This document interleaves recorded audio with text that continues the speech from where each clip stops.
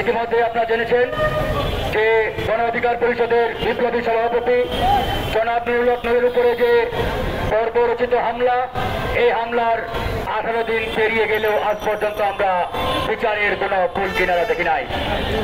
বরং দেখেছি সরকার প্রধান একদিকে বিচারের অঙ্গীকার করছেন, একদিকে জনাব নুরুল হক নূরকে বিদেশে নিয়ে উন্নত চিকিৎসার কথা বলছেন, আর একদিকে তার রাষ্ট্রীয় বাহিনীর মাধ্যমে সেই জাতীয় পার্টি আওয়ামী ফ্যাসিবাদের অন্যতম সহযোগী জাতীয় পার্টির কার্যালয় পাহারা দিচ্ছেন। জাতীয় পার্টির চেয়ারম্যানকে সেনা প্রটোকলে এই ঢাকা শহরে মুখগান করার সুযোগ দিচ্ছেন। এই সরকারের যে বিচারিতা, যে ভণ্ডামি, যে প্রতারণা, এটি ইতিমধ্যে দেশ এবং জাতির সামনে উন্মোচিত হয়েছে।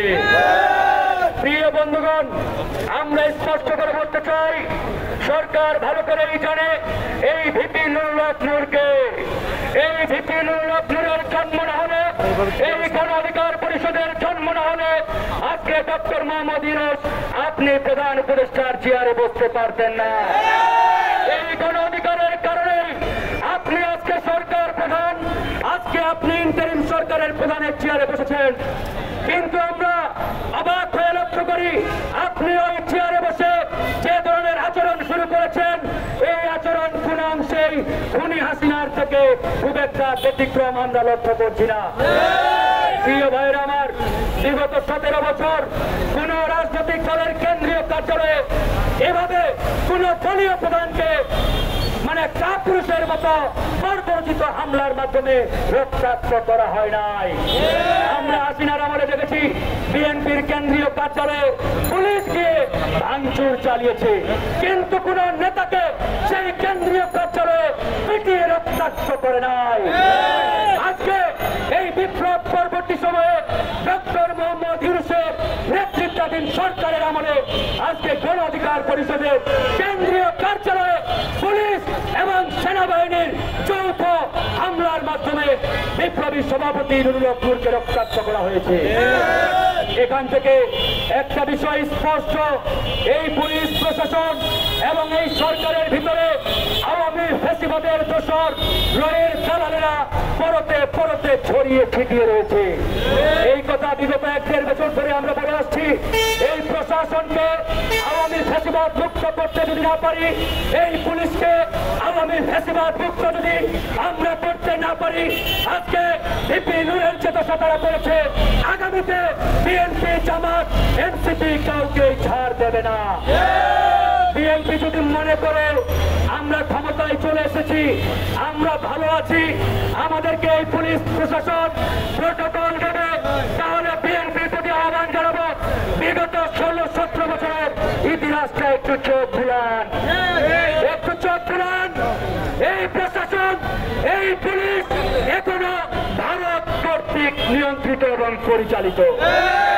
তাই এই পুলিশ প্রশাসনের মাধ্যমে বিপ্লবে অংশগ্রহণকারী রাজনৈতিক দলগুলো ভালো থাকবেন, এই আশা অন্তত করিলেন না।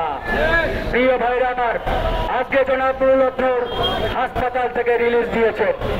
আপনারা জানেন তার যে নাজল বোন ফ্র্যাকচার, অর্থাৎ নাকের উপরের যে হাড়, এই হাড় আমাদের শরীরে 206টি হাড় আছে, তার মধ্যে সবচাইতে সেন্সিটিভ এবং নরম হাড় বলা হয় এই নাকের উপর হাড়। এই হাড় ভেঙে কয়েকটি টুকরো হয়েছে, মানে ফ্র্যাকচার, কয়েকটি ফ্র্যাকচার হয়েছে। এটার অপারেশন করা হবে, অপারেশন লাগবে। এই অপারেশন বাংলাদেশে হয় না, দেশের বাইরে এই অপারেশন করা হবে। আমরা প্রধান উপদেষ্টাকে জানিয়েছি যে ভিপি নুরুল হক নূরের একাধিক জটিলতা দেখা দিয়েছে, তার লিভারে জটিলতা দেখা দিয়েছে, তার আপনার এই ডান পাশের যে মাসেল, এই মাসেলেও ফ্র্যাকচার দেখা দিয়েছে। একাধিক জটিলতা থাকা সত্ত্বেও নুরুল হক নূরকে বিদেশে নিয়ে উন্নত চিকিৎসার কমিটমেন্ট এই সরকার দিয়েছিলেন আমাদের। সবাই আপনারা দেখেছেন ডক্টর মোহাম্মদ ইউনূস ঘোষণা দিয়েছেন অনতি বিলম্বে স্বাস্থ্য মন্ত্রণালয় যাতে তাকে বিদেশে নেয়। কিন্তু আজকে আমরা এই সরকারের যে টালবাহানা, যে গরিমসি, যে প্রতারণামূলক কার্যক্রম আমরা দেখছি, আমার মনে হচ্ছে সরকার চাই না ভিপি নুরুল হক নূর দ্রুত সুস্থ হোক। কারণ এই নূর সুস্থ হলে ভারতের যে পরিকল্পনা রয়েছে, পরিকল্পনা আগামী নির্বাচনে জাতীয় পার্টিকে তারা অংশগ্রহণ করাবে এবং প্রধান বিরোধী দল বানাবে এবং জাতীয় পার্টির মাধ্যমে হাসিনাকে ফিরিয়ে আনবে এবং আওয়ামী লীগকে বাংলাদেশে আবারও তারা পুনর্বাসন করবে। এই পরিকল্পনা ভিপি নুররা সুস্থ থাকলে বাস্তবায়ন হতে দেবে না। এজন্যই ভারতীয় পরিকল্পনায় এই পুলিশ প্রশাসনে রয়ের দালালদের পরিকল্পনায় এই সরকার চাচ্ছে না জনাব নুরুল হক নূর অতি দ্রুত সুস্থ হোক। এই জন্য তারা চাল বাহানা শুরু করেছে। কখনো বলছেন সিঙ্গাপুর, কখনো বলছেন চায়না, কখনো বলছেন অমুক জায়গায় তমুক জায়গায়। এই যে ভণ্ডামি, প্রতারণা কেন করছেন আপনারা? আমরা আপনাদের বলেছিলাম যদি আপনারা সহযোগিতা করতে পারেন তাহলে বলেন, আমরা আপনাদের দয়ার উপরে আমরা তাকিয়ে দিই। তাই প্রিয় বন্ধুগণ, আপনারা দেখেছেন এই সরকারের প্রতারণা যখনই আমাদের সামনে উন্মোচিত হয়েছে, আমরা গতকালকে আনুষ্ঠানিকভাবে সরকারের সেই ঘোষণাকে ঘৃণা ভরে প্রত্যাখ্যান করেছি। আমরা বলেছি আমরা এই সরকারের দয়ায়, সরকারের দক্ষিণায় আমরা ভিপি নুরকে বিদেশে নিয়ে আর চিকিৎসা করাবো না। ভিপি নূর তার চিকিৎসা বিদেশের মাটিতেই হবে, তবে সেটা দলীয় এবং পারিবারিক ভাবে আমরা বিদেশে নিয়ে অতি দ্রুত তার অপারেশন এবং উন্নত চিকিৎসার ব্যবস্থা করব। প্রিয় ভাইরা আমার, ইতিমধ্যে 48 ঘন্টার আলটিমেটাম দেওয়া হয়েছে।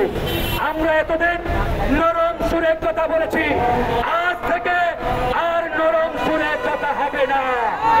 এখন কথা হবে গরম বাক্যে, গরম সুরে, করে খণ্ডে প্রতিপটা রক্তের হিসাব ইনশাআল্লাহ রাজপথ থেকে আমরা আদায় করব।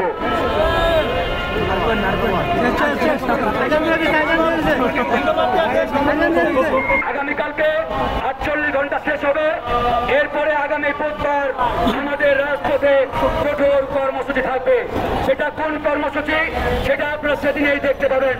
আমরা সরকারকে এই 48 ঘন্টা আমরা দেখার জন্য দিয়েছি যে কি অ্যাকশন তারা এই 48 ঘন্টা নেই। যদি দৃশ্যমান কোন অ্যাকশন না নেই, 48 ঘন্টা পরে গণ অধিকার পরিষদের প্রত্যেকটা নেতা কর্মী যা যা করার তাই করার জন্য প্রস্তুতি নিচ্ছে। সরকার ইতিমধ্যে একটি কমিশন করেছে, কমিশনের মেয়াদ দিয়েছে 30 কার্য দিবস। মানে কি বলবো, কি নির্লজ্জ পেহের মতোই কাজ করেছে তারা। প্রকাশ্যে দিনের আলোর মতো পরিষ্কার তারা হামলা চালিয়েছে। সেনাবাহিনী এবং পুলিশের কতিপয় সদস্য প্রকাশ্যে পিটাচ্ছে, দিনের আলোর মতো পরিষ্কার। মিডিয়া, লাইভ, ফেসবুক সব জায়গায় আসছে। সেই ঘটনার পরে তারা কমিশন করে এখন 30 দিন মেয়াদ দিয়েছে। তারা জানে না কারা হামলা চালিয়েছে। এই ঘটনাগুলোর পরেও আমরা এই সরকারের প্রতি আর বিন্দু পরিমাণ আস্থা রাখতে চাই না। 48 ঘন্টা পরে আমাদের কর্মসূচি আসছে, সেই কর্মসূচি ইনশাআল্লাহ আমরা আমাদের দাবি আদায় করে ঘরে ফিরবো। আল্লাহ হাফেজ, ভালো থাকবেন।